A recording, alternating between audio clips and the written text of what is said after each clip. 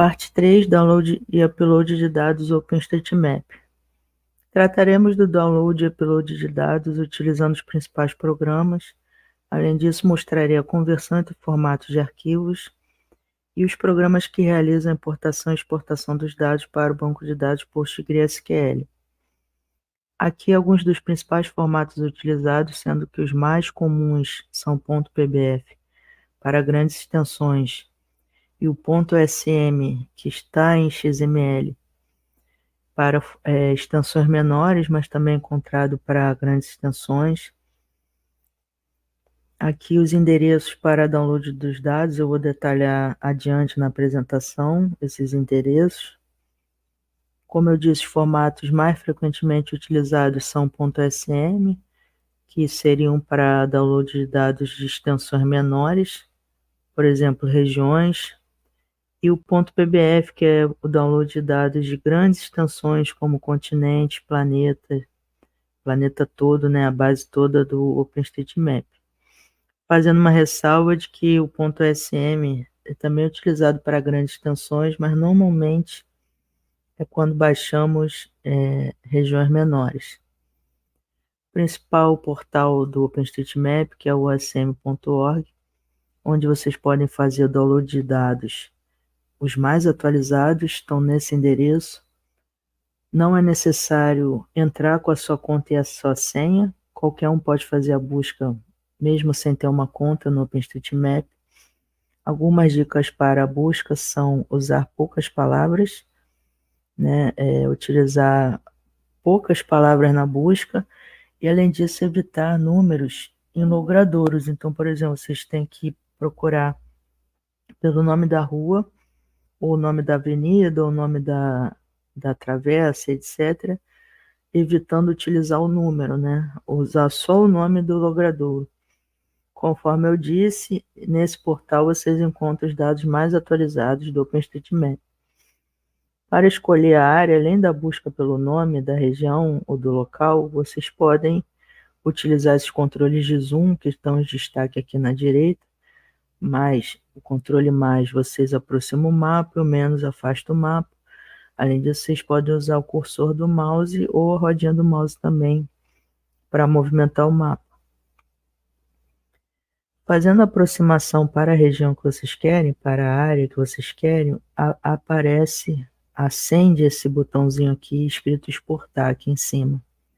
Então, se ele acender, normalmente é porque vocês serão capazes de exportar os dados. Clicando aqui, vai aparecer uma aba na parte esquerda da janela que mostra justamente as coordenadas desse retângulo envolvente. Retângulo envolvente é justamente o retângulo que engloba essa área, que delimita, melhor dizendo, essa área para a qual vocês querem extrair os dados. Em inglês, esse retângulo envolvente é denominado Bounding Box, ou a sigla BBox. Então, adiante, durante o curso, vocês escutarão bastante essa expressão Bounding Box também. Encontrando a área que vocês querem, para a qual vocês querem realizar o download dos dados, é só clicar aqui no botão exportar. Se a área ainda estiver grande, né, para fazer a exportação, aí vai aparecer um aviso e vocês têm que aumentar o zoom em relação à área.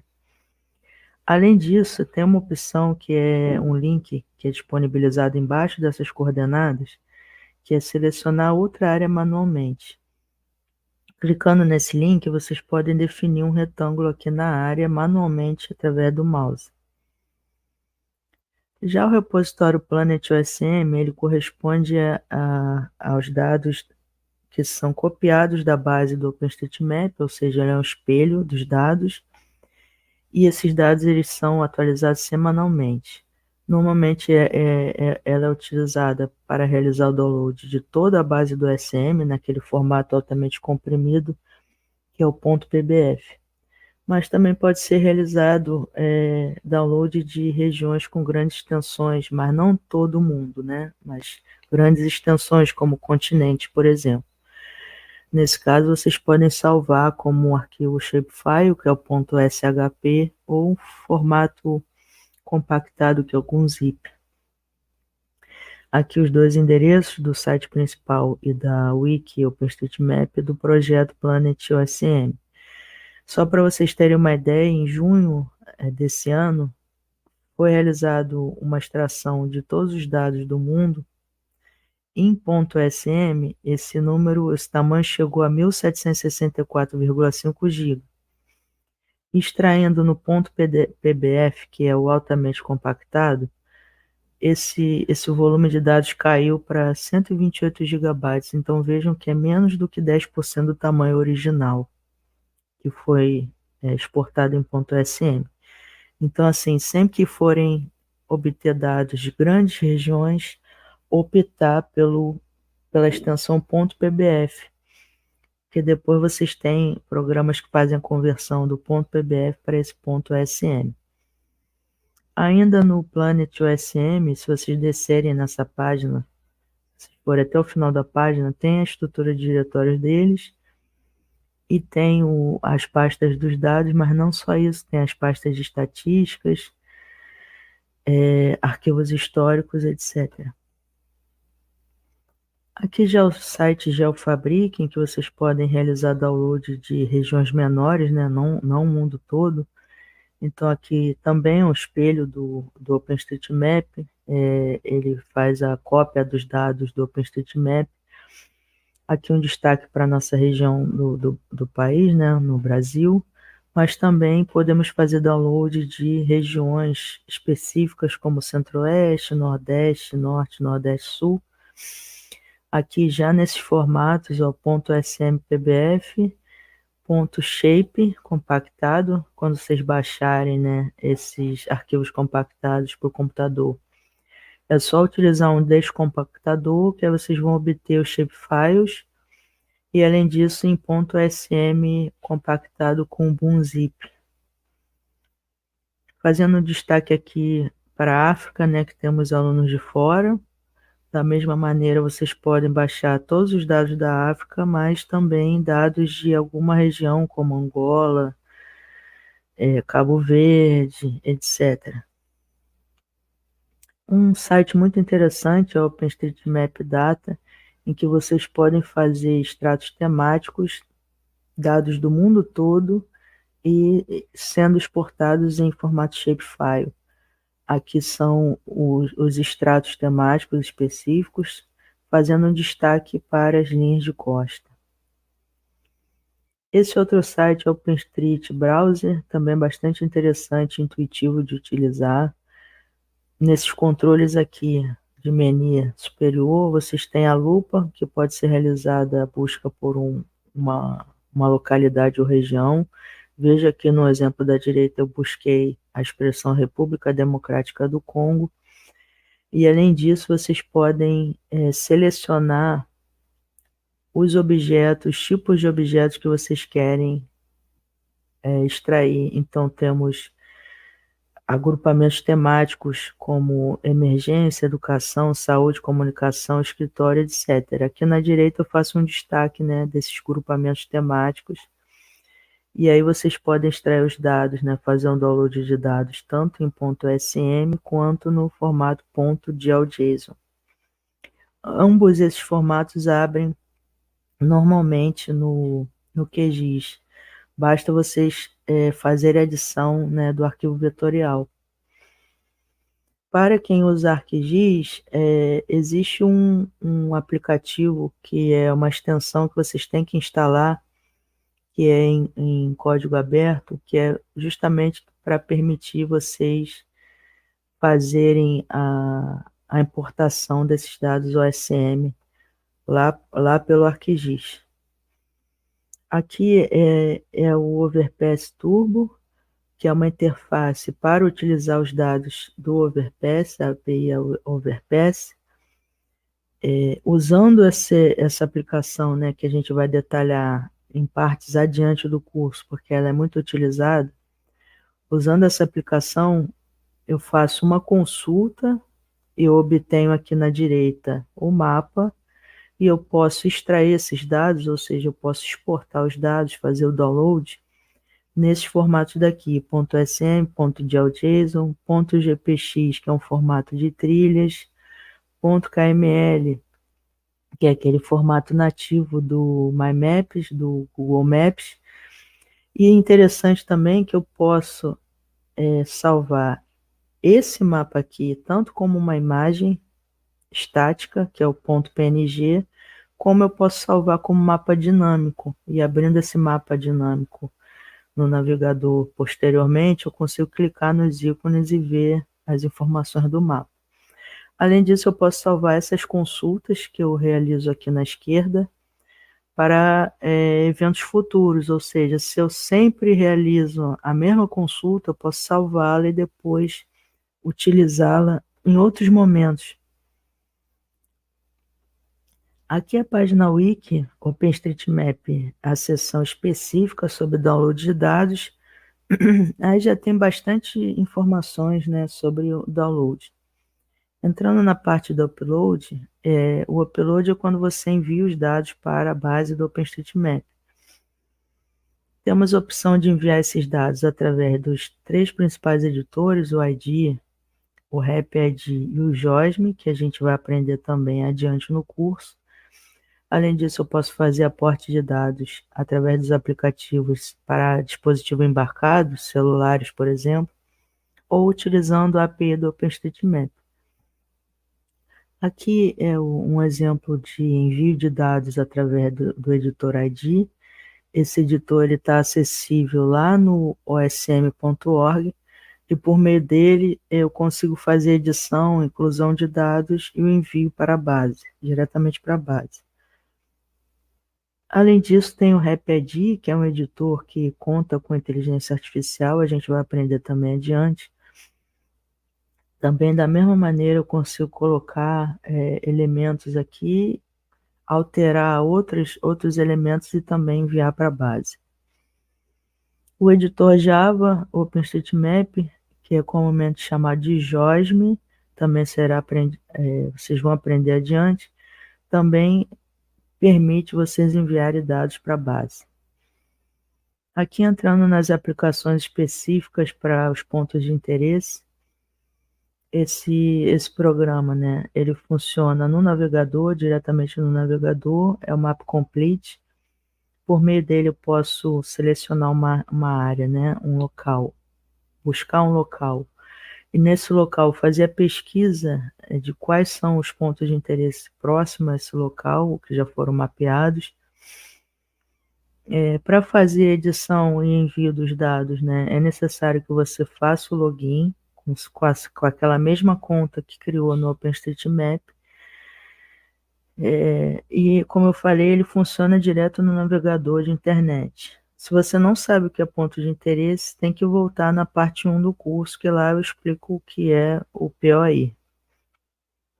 Entrando agora nas aplicações para dispositivos móveis, como celulares, tem o Street Complete, que da mesma maneira vocês podem editar os pontos de interesse ou incluir novos pontos e enviar para a base.